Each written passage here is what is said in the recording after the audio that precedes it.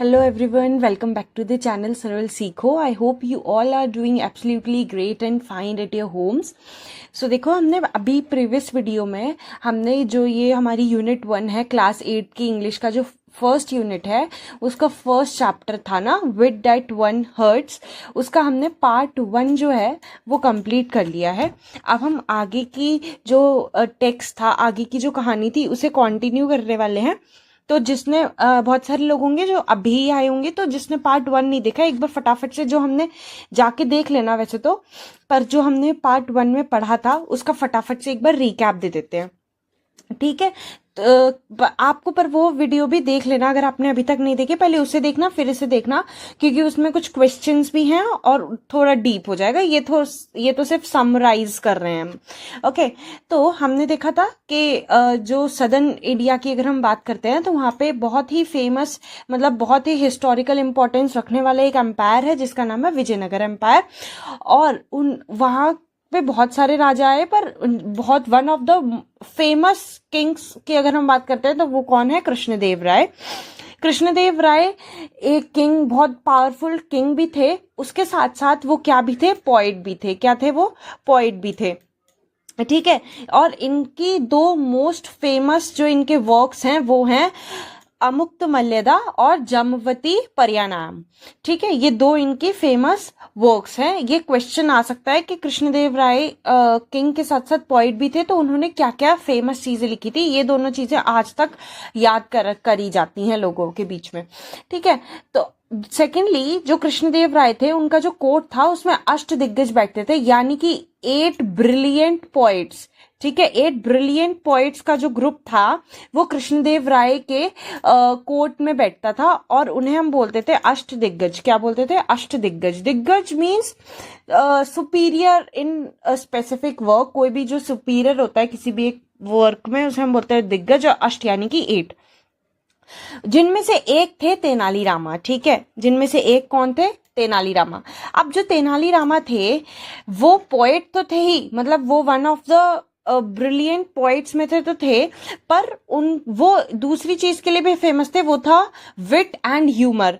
उनका विट और उनका ह्यूमर जो था वो बहुत ज्यादा ब्रिलियंट था, जिसकी वजह से वो किंग्स के कोर्ट, जो किंग का कोर्ट था उसमें उनकी स्पेशल प्लेस थी। देखो पोइट वगैरह के सब्जेक्ट्स में भी उनका यूज मतलब आता था। और सेकेंडली अगर किंग को कोई स्पेशल एडवाइस चाहिए होती थी related to the empire, related to the village और समथिंग, वो भी किंग किससे मतलब सजेशन लेते थे? तेनालीरामा से, क्योंकि वो बहुत ही वाइज थे। सेकेंडली उनका ह्यूमर जो था वो बहुत ही ज्यादा मतलब एक्स्ट्रा ऑर्डिनरी था और वो बहुत ही विटी थे। कल हमने ये जितनी भी चीजें हैं, जो भी वर्ड्स आ रहे हैं, अगर आपको समझ में नहीं आ रहा तो हमने प्रीवियस वीडियो में उसकी बात कर रखी है। अगर आपने अभी भी नहीं देखी, आई एम सेइंग अगेन, तो आप जाके देख लीजिए। विट, ह्यूमरस, ये सब क्या होता है बहुत डीपली हमने पढ़ा हुआ है। Okay, now moving on.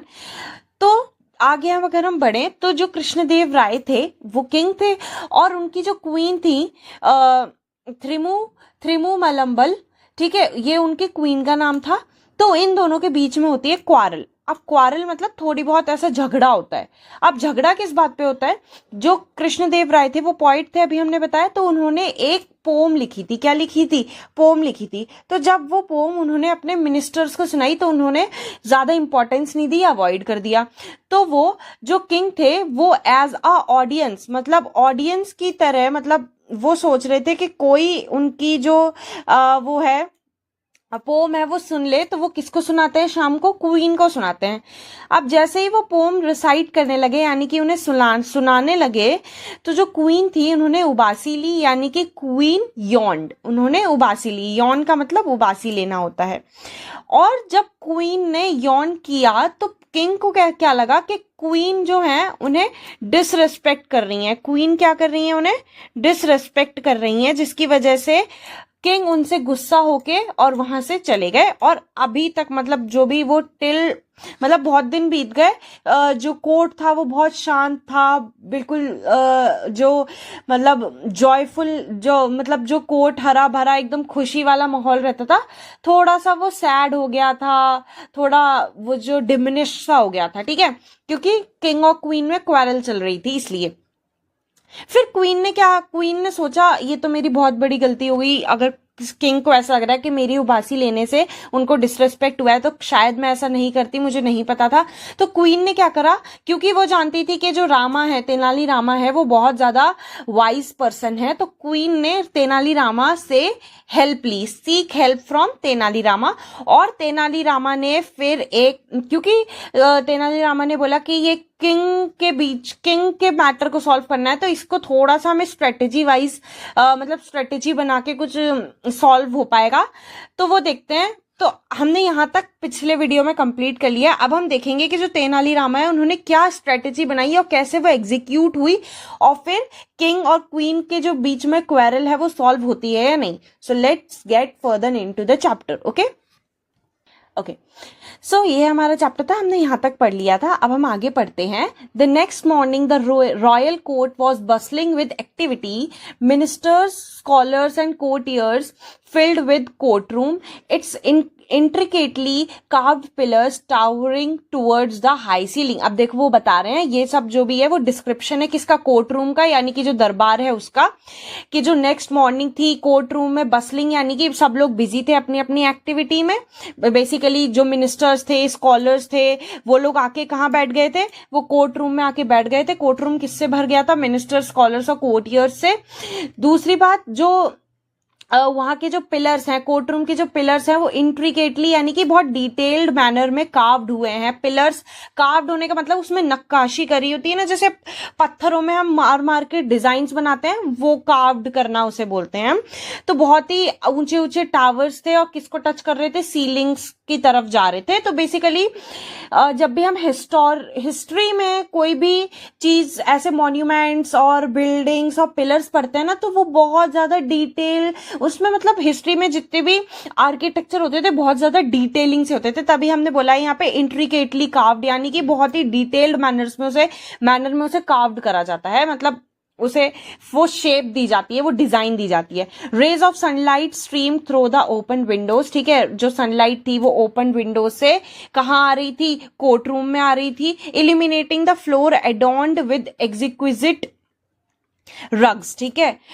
जो रग्स यानी कि क्या होता है, जो वो होते हैं ना मैट्स होते हैं जो उस पे, तो फाइन एंड अट्रैक्टिव। तो जो वहां से जो सनलाइट आ रही थी विंडो से, वो इल्यूमिनेट कर रही थी फ्लोर पे। हमने देखा होगा जब सनलाइट आती है, ऐसे रेज आती है सनलाइट की, तो उसमें डस्ट पार्टिकल्स दिखते हैं। तो वही दिखाया गया है कि रग्स पे डस्ट पार्टिकल्स आ रहे थे और उसके जो पार्टिकल्स थे वो इल्यूमिनेट कर रहे थे। वो बहुत ही सुंदर लग रहा था। मतलब ये थोड़ी डीप इंफॉर्मेशन बताई गई है किसकी, कोर्ट रूम की।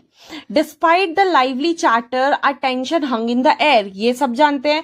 डिस्पाइट द लाइवली चैटर यानी कि जो चहल पहल पहले होती थी, अभी भी कोर्ट रूम में क्या है, टेंशन है। क्यों टेंशन है, क्योंकि किंग और क्वीन के बीच में क्वारल हो रहा है।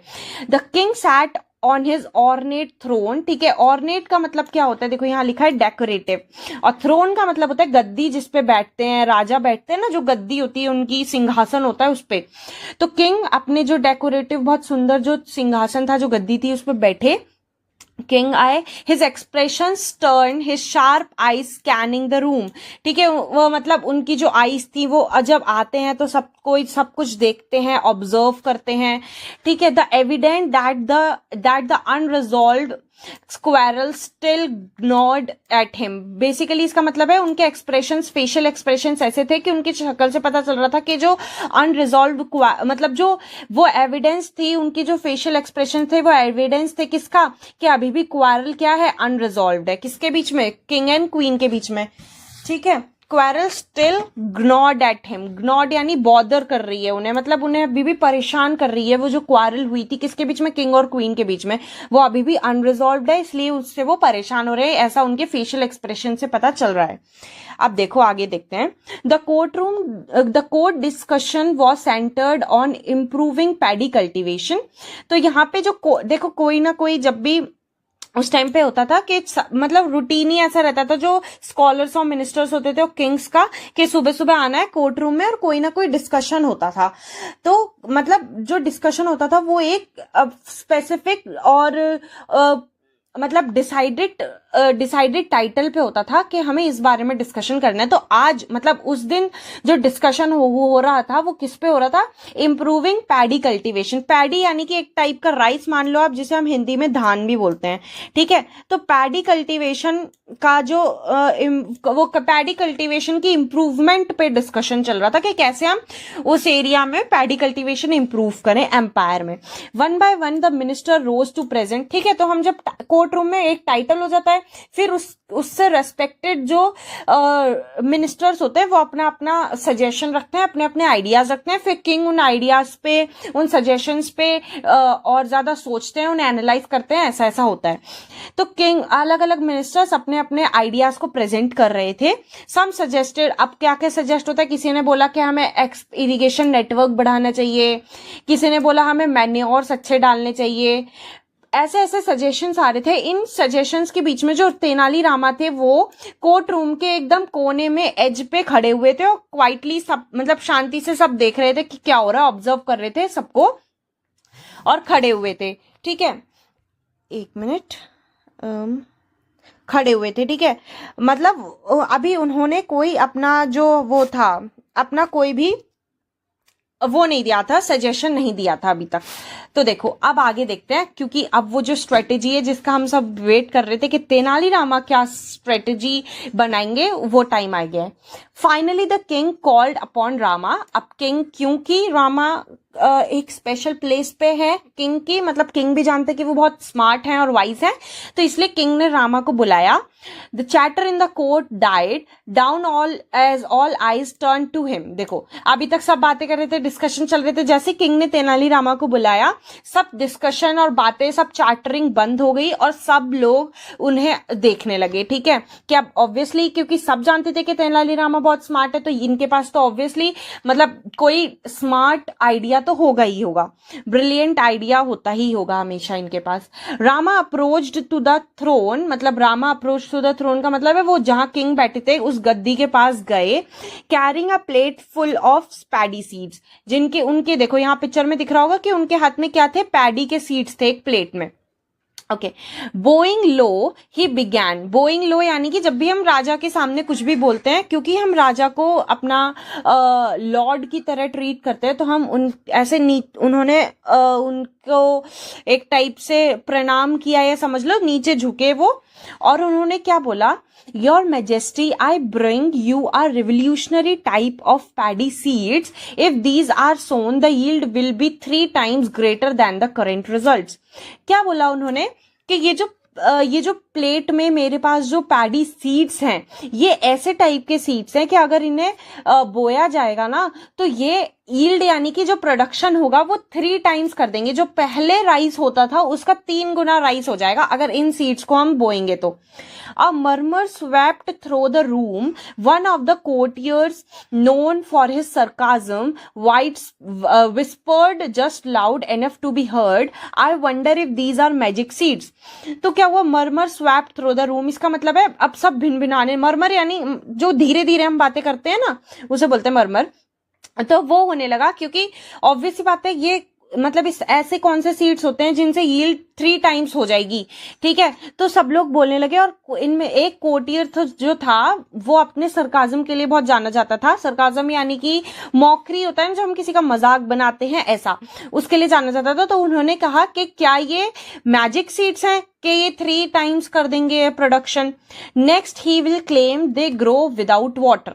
अच्छा, पहला तो उन्होंने बोला कि ये जो सीड्स हैं ये 3 times कर देंगे प्रोडक्शन, ये फर्स्ट स्टेटमेंट थी। सेकंड उन्होंने बोला कि ये बिना पानी के हो सकते हैं, मतलब ये बिना पानी के उग जाएंगे।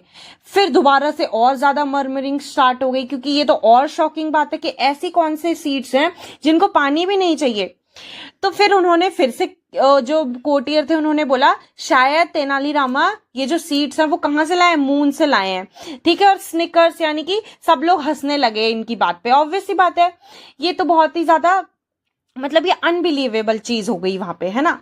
अब देखो, the king frond and unimpressed, ठीक है, किंग उनसे अनइम्प्रेस्ड हो गए, मतलब किंग को ये इलॉजिकल लगा, ये बात समझ ही नहीं आई उनकी। The sound absurd, that sounds absurd, यानी कि किंग ने बोला कि जो तुम, तेनालीरामा से, कि जो तुम बोल रहे हो वो बहुत ही इलॉजिकल है, मतलब बहुत कोई इस बात का लॉजिक नहीं है कोई। He muttered such cultivation would need special soil, manure and pest and insect repellents. क्या बोला उन्होंने, किंग ने क्या बोला कि अगर ये होती भी है, अगर ऐसी कल्टीवेशन होती भी है, तो इनको स्पेशल सॉइल चाहिए, स्पेशल मैन्योर चाहिए, और कोई स्पेसिफिक टाइप के पेस्टिसाइड्स और इंसेक्ट रेपलेंट्स चाहिए ही होंगे। बिना हमारे खेत में तो ये होना इम्पॉसिबल है, और अगर हो भी जाते हैं और अगर इनमें कोई नुकसान हो गया तो फार्मर्स को बहुत सफर करना पड़ेगा, ठीक है, क्योंकि ये बहुत ही इलॉजिकल सी चीज थी।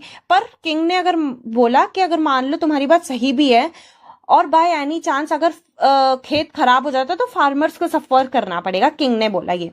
अब देखो, Rama smiled and unfazed, that may be true. Rama smiled unfazed, यानी कि वो अनफेज्ड, यानी कि उनको कोई चिंता ही नहीं थी, वो वरीड नहीं थे बिल्कुल भी, क्योंकि उन ऑब्वियस सी बात है, उनकी एक स्ट्रेटेजी है, वो फॉलो कर रहे हैं। That may be true your majesty, but the real issue lies not with the seeds themselves but the person who sows them. क्या बोला रामा ने कि आप सही कह रहे हो कि ये सब हमें चाहिए, सॉइल, मैन्योर, पेस्ट, पर जो रियल इशू है वो इन सब चीजों में नहीं है कि हम सीड, सॉइल कैसा रखें या पेस्ट कैसे डालें, वो इशू किस में है, उस पर्सन में जो इन्हें बोएगा। बेसिकली रामा कह रहे हैं कि ये जो सीड्स हैं, ये ऐसा नहीं है कि इनको कुछ स्पेशल चाहिए, इनको स्पेशल क्या चाहिए, the person who sows them, उसमें एक स्पेशलिटी होनी चाहिए। अब वो देखते हैं स्पेशलिटी क्या है, उसमें एक स्पेशलिटी होनी चाहिए। A hush fell over the court as Rama's word hung in the air, क्योंकि अब ये देखो एकदम से बहुत भसड़ सी मच गई और सब बातें करने लगे, क्योंकि रामा बहुत ही इलॉजिकल बात कर रहे थे और सबके लिए ऐसा लग रहा था सबको। The Kings eyebrows fraud, what is wrong with the person who shows the seeds.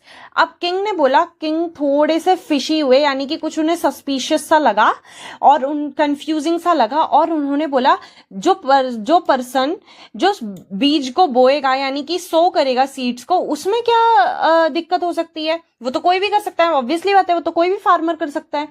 तो रामा ने बोला, पहले तो किंग ने बोला कि ढंग से क्लियरली एक्सप्लेन करो, तुम बोलना क्या चाहते हो। तो रामा ने बोला, his sharp gaze meeting the skeptical eyes of the courtiers, ठीक है, मतलब वो अब बोल रहे थे, और skeptical eyes of the courtiers, यानी कि स्केप्टिकल मतलब डाउटफुल होता है, तो जितने भी कोर्टियर्स थे, मिनिस्टर्स थे, स्कॉलर्स थे, एज वेल एज किंग जो भी थे, सब मतलब किंग भी जो थे, सब लोग उन्हें डाउटफुल नजरों से देखने लगे कि ये बोल क्या रहे हैं, बिल्कुल समझ में नहीं आ रही थी किसी के भी बात। If one were to sow seeds without proper care, no one would reap good harvest. तो तेनालीरामा बोलते हैं, जो भी इंसान ये सीड्स को बोएगा, अगर वो अच्छे से प्रॉपर केयर नहीं करेगा तो गुड हार्वेस्ट नहीं होगी, ये तो सही बात है। फिर वो बोलते हैं, if the person had a habit of yawning while sowing would not the seed scatter unevenly. ये बहुत इंपॉर्टेंट लाइन है कि वो बोलते हैं, एक तो वो जो इंसान है वो मतलब वो बता रहे हैं कि कैसे कोई इंसान बीज को बोएगा, उसमें क्या प्रॉब्लम हो सकती है। तो बता रहे हैं, एक तो वो इंसान अगर प्रॉपर केयर नहीं करेगा उनकी तो गुड हार्वेस्ट नहीं होगी। दूसरा, अगर वो इंसान बीज बोते बोते उबासी ले ले तो वो जो बीज हैं वो एक मतलब अनइवनली स्कैटर हो जाएंगे। देखो, जब हमें उबासी आती है तो मतलब अगर हम कोई काम कर रहे हैं और हमें उबासी आ जाएगी तो कुछ गड़बड़ हो सकती है उस काम में। तो वही रामा कह रहे हैं कि अगर जो पर्सन है वो बीज सो कर रहा होगा और तब उसे उबासी आ जाए तो वो बीज अनइवनली स्कैटर हो जाएंगे, जिसकी वजह से मतलब प्रोडक्शन में थोड़ी बहुत दिक्कत हो सकती है। तो ये थोड़ी मतलब वैसी बात थी, थोड़ी सी इलॉजिकल बात थी, पर जिसको समझनी चाहिए थी वो समझ गए, यानी कि किंग को समझनी चाहिए थी। यॉर्निंग वाली बात किंग को समझ आनी चाहिए थी। अब क्या होता है देखो, the court erupted into laughter. अब ये जो कोर्टियर्स थे वो तो हंसने लगे, क्योंकि उन्हें ये यॉर्निंग का कोई कॉन्टेक्स्ट नहीं पता था। पर जो sarcasm replaced by genuine amusement, ठीक है। पर फिर पहले तो क्या हुआ, the earlier sarcasm replace by genuine amusement. जब वो सरकाजम चल रहा था अब वो जेन्युइन अम्यूजमेंट हो गई। जेन्युइन अम्यूजमेंट यानी कि आप सब लोग शॉक्ड हो गए, अमेज हो गए कि ये मतलब जो है तेनालीरामा वो बोल क्या रहे हैं। अब even the king caught off guard side instinctively yawned. ठीक है, रामा वॉच्ड हिम कीनली। अब क्या होता है, एकदम से जो किंग होते हैं वो यॉन करने लगते हैं। ठीक है, तो क्या होता है, जो रामा है वो बोलते हैं, मतलब पहले तो जब वो किंग यॉन कर रहे थे तो रामा उन्हें बहुत ध्यान से देखने लगे, कीनली यानी कि बहुत इंटेंसली देखने लगे, एकदम पास आके जब हम कोई चीज देखते हैं ना वैसे। फिर रामा बोलते हैं, is there anyone in the world who does not yawn, it is a natural as breathing, it is as natural as breathing. तो रामा बोलते हैं कि क्या कोई ऐसा इंसान है इस दुनिया में जो यॉन नहीं करता? क्या जो यॉर्निंग है वो नेचुरल नहीं होती जैसे ब्रीदिंग नेचुरल होती है? तो मतलब वो क्वेश्चन पूछते हैं कि हर इंसान यॉन करता है और हर इंसान बिना यॉन करे नहीं सरवाइव कर सकता, क्योंकि ये एक नेचुरल प्रोसेस है, ये एक नेचुरल एक्शन है जिसको हम रोक नहीं सकते, है ना, जिस पे हम कोई कंट्रोल नहीं लगा सकते। तो जब रामा ने ये बात कही तो किंग को पूरा क्लियर हो गया कि the king's expression shifted as realization dawned. मतलब जैसे ही रामा ने ये बात कही, जो किंग का जो एक्सप्रेशन था वो शिफ्ट हो गया रियलाइजेशन में, यानी कि किंग को रियलाइज हो गया, उनका जो माइंड है वो वापस उस स्क्वायरल की तरफ गया जो किसके साथ हुई थी, क्वीन के साथ हुई थी। और उन्हें याद आ गया कि कैसे उन्होंने क्वीन को सिर्फ और सिर्फ यॉर्निंग, जब वो पोएम सुना रहे थे तो क्वीन ने यॉर्न करा था, उस बात पे किंग ने उन्हें इतना हार्शली स्कॉल्ड करा और गुस्सा भी हो गए वो। He realised how unfair he had been. तब उन्हें याद आया कि उन्होंने कितना गलत करा क्वीन के साथ, कितना अनफेयर करा, क्योंकि यॉर्न करना तो एक मतलब ह्यूमन क्या, एनिमल्स भी यॉन करते हैं, वो एक नेचुरल एक्शन है। ठीक है, उसे कोई कैसे कंट्रोल कर सकता है? और अगर वो कहीं हो जाता है तो उसको हम एज अ डिसरेस्पेक्ट या कोई बड़ी मिस्टेक की तरह नहीं मान सकते हैं। If I had known that yawning was not a sign of disrespect I would not have taken her gesture so personally. तो किंग बोलते हैं, अगर मुझे पता होता कि यॉर्निंग डिसरेस्पेक्ट का साइन नहीं है तो मैं कभी भी उस जेस्चर को इतना पर्सनली नहीं लेता। जेस्चर का मतलब क्या होता है, कोई भी ऐसा मूवमेंट जो हाथ से हो रहा हो, हेड से हो रहा हो, जो कोई आइडिया एक्सप्रेस करे। जेस्चर यानी कि जैसे अगर हम हाथ, जब कोई कहानी सुना रहा हो तो हम हाथ फोल्ड करके बैठ जाएं, तो इससे समझ में आएगा कि हम इंटरेस्टेड हैं। जेस्चर यानी कि हम जिस तरीके से बैठ रहे हैं, अगर कोई हमसे कुछ बात कर रहा है तो वो बात करने वाला समझेगा कि आप उसकी बात में इंटरेस्टेड हो या नहीं। तो वही वो कह रहे हैं, जेस्चर यानी कि something which a movement which can be done from by hand और हेड समथिंग। तो वो किंग कह रहे हैं कि अगर मुझे पता होता कि yawning is not a sign of disrespect तो मैं कभी भी उस जेस्चर को इतना पर्सनली नहीं लेता। जेस्चर जो उन्होंने यॉर्न करा के क्वीन ने, उसको इतना पर्सनली नहीं लेता और इतना आगे, मतलब इतनी लंबी बात नहीं बढ़ती। He thought regret filling his heart. ठीक है, उनका जो थॉट था, मतलब उनके जो दिल में अब रिग्रेट होने लगा था, उनको रिग्रेट होने लगा था जो भी उन्होंने करा उसकी वजह से। ठीक है, अब क्या होता है, that evening the king approach the queen with softened expressions. ठीक है, उसके बाद शाम को ही कोई किंग जो है वो क्वीन के पास जाते हैं, बहुत ही अब थोड़े नॉर्मल हो गए, थोड़े से, ठीक है, नॉर्मल हो गए। Thirumalambal he began his voice gentle, अपनी आवाज को जेंटल करके उन्होंने उन्हें बुलाया। आई हैव बीन फुलिश, उन्होंने बोला मैं पागल हो गया था। I see now that I overreacted, उन्होंने बोला मैं पागल हो गया था, मैंने बहुत ज्यादा ही ओवर रिएक्ट कर दिया। I let my pride blind me, I am so sorry, मैंने मेरी जो प्राइड थी, मेरा जो ईगो था हमेशा, मतलब उसने मेरे को अंधा कर दिया, मैं कुछ समझ ही नहीं पाया कि मैं इतना ओवर रिएक्ट कर रहा हूं, तो इसलिए उन्होंने सॉरी अपोलोजाइज कर लिया। उन्होंने बोला I am so sorry. The queen who had longed for this movement, अब क्वीन को तो इंतजार था कि किंग कब उनसे बात करे, तभी तो उन्होंने तेनालीरामा को अप्रोच करा था, क्वीन उनसे गुस्सा नहीं थी। ठीक है, तो क्वीन ने तो बहुत इंतजार करा था इस मूवमेंट का। उन्होंने स्माइल करा और रिप्लाई करा, if you like we can leave this quarrel behind us, I would very much like to listen to your poem. अब देखो क्वीन कितनी स्वीट थी, उन्होंने बोला कि अगर आप चाहते हो तो हम इस स्क्वायरल को भूल के आगे हम इस स्क्वायरल को भूल जाते हैं अब, और जो आप पोम उस दिन सुनाने वाले थे जो रह गई थी अब वो सुनते हैं। Rama who had orchestrated this settlement felt victorious. Rama मतलब जिन ऑर्केस्ट्रेटेड यानी कि अरेंज करना, रामा जिन्होंने ये पूरा सेटलमेंट बिठाया था, है ना, क्वेरल खत्म करवाने के लिए, अब उन्हें विक्टोरियस फील हो रहा था, यानी कि अब उन्हें लग रहा था कि हाँ उन्होंने कोई चैलेंज को कंप्लीट कर दिया। The king and the queen later presented him with valuable gifts for his service। ठीक है, किंग और क्वीन ने उन्हें मतलब किंग और क्वीन ने उन्हें और प्रेजेंट भिजवाए क्योंकि उन्होंने इतनी बढ़िया सर्विस दी। सर्विस बेसिकली मतलब उन्होंने इतना जो किंग और क्वीन के बीच में जो क्वेरल था, इतना पर्सनल जो मैटर था उसे भी सॉल्व कर दिया। तो किंग एंड क्वीन ने उन्हें वैल्यूएबल गिफ्ट्स भिजवाए एज अ प्रेजेंट। ऑब्वियसली बात है। The royal couple's bond was restored. Royal couples का जो बॉन्ड था यानी कि किंग और क्वीन का जो बॉन्ड था वो वापस से रिस्टोर हो गया, यानी कि वापस से जैसा था वैसा ही हो गया। And the palace brimmed once again with joy and laughter. Brimmed यानी कि ओवरफ्लोड होता है, तो जो पैलेस था वापस से पहले जैसा हो गया, brimmed with joy and laughter. तो ये था हमारा चैप्टर।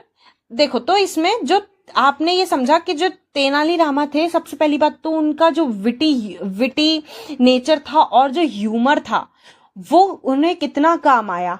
सेकेंडली आपको इस बात से ये, आपको इस स्टोरी से ये भी इन्फर करना चाहिए कि आपको कोई भी चीज इतना सीरियसली नहीं लेनी है। देखो किंग ने उस जेस्चर को कितना पर्सनली ले लिया कि उनकी क्वारल इतनी चली कि रामा को इन्वॉल्व करके फिर सॉल्व और ये सब हुआ। बट ये तो टेक्स्ट था, पर इससे आपको ये सीखना चाहिए कि हमेशा you should neglect some minute things between any relationship. ठीक है, बहुत मतलब जैसे सिबलिंग्स होते हैं, फ्रेंड्स होते हैं, उसमें हम कभी कभी बहुत ज्यादा सीरियस ले लेते हैं छोटे मोटे चीजों को, जेस्चर को या कोई भी बात को, तो हमें इतना नहीं सीरियसली लेना चाहिए। Let it be. ओके, तो हमने ये चैप्टर देखा। अब आई होप आपको ये चैप्टर बहुत अच्छे से समझ में आया होगा। जो एक सेकंड में हम बात बोलना चाह रहे हैं वो बहुत इंपॉर्टेंट है कि बच्चे अभी जो ये देखो नई क्लास है आपकी, फर्स्ट चैप्टर होगा, अगर आपने अभी तक भी कुछ भी नहीं पढ़ा है तो एक बात हमेशा याद रखना कि ये जो साइड में ये जो आपके वोकेबलरी और ये जो वर्ड्स है ना, ये जो वर्ड्स हैं ये इतने स्पेशल हैं, स्पेशल इन द सेंस कि इतने ज्यादा पावरफुल हैं बच्चे। पहली बात तो ये आपकी बुक में है, देखो 8th क्लास में अगर आपकी ये वर्ड्स आपके इतने आपको अगर याद हो गए ना तो ये आपकी वोकेबलरी को इतना स्ट्रॉन्ग करेंगे ना कि आप सोच भी नहीं सकते।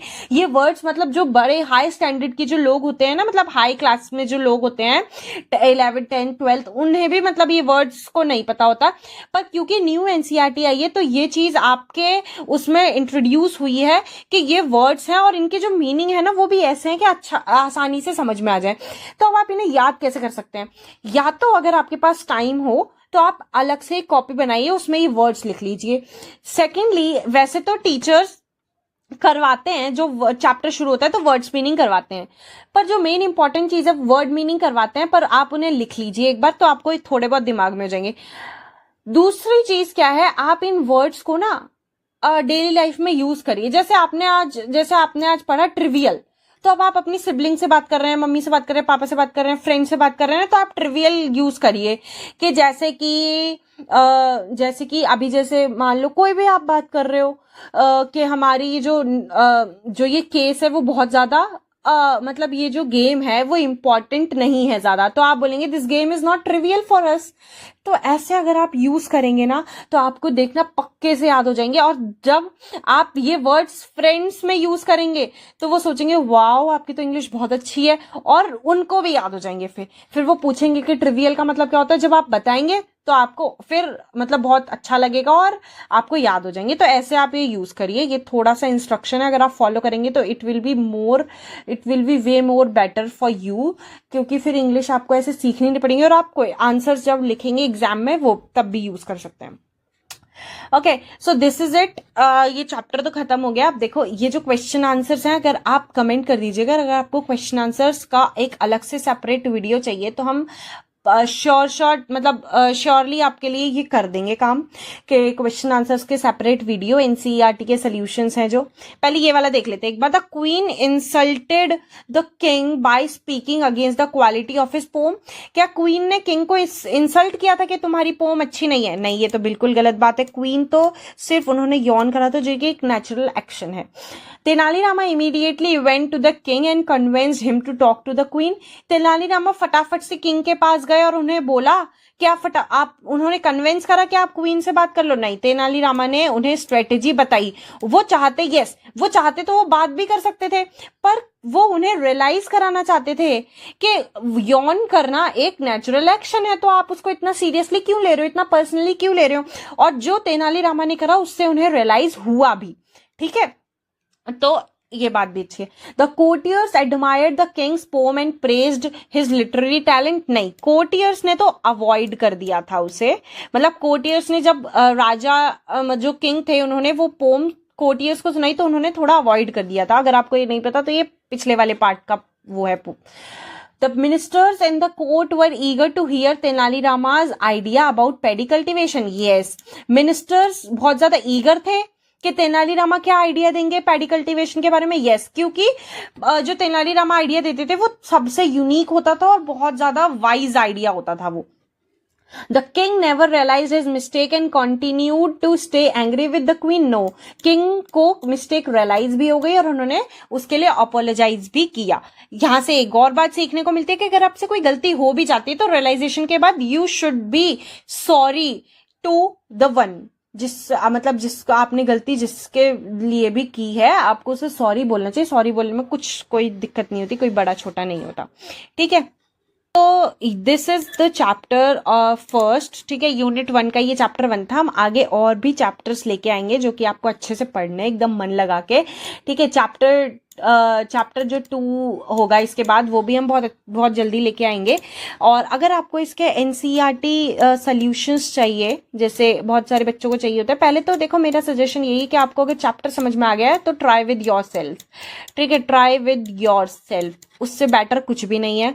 पर स्टिल बहुत सारे बच्चों को देखो ऐसा होता है कि हाँ हमें आ भी गया समझ, उन्होंने ट्राई भी कर लिया, पर थोड़ा और हाई लेवल के जो आंसर राइटिंग मतलब आंसर्स होते हैं वो चाहिए ताकि हम उसमें लिख पाए एग्जाम्स में। तो उसके लिए I will be providing the video for the NCERT solutions. अगर आपको चाहिए तो कमेंट्स में लिख दीजिएगा। So this is it from my side. Please like the video, subscribe the channel and share the video with your friends। और ऐसे ही हम amazing content लाते रहेंगे for class 8th and 9th English, Science and other subjects too। अगर आपको और भी कुछ चाहिए हमारी तरफ से तो प्लीज आप कमेंट कर दीजिएगा। and do like, share and subscribe the channel। Thank you and bye bye।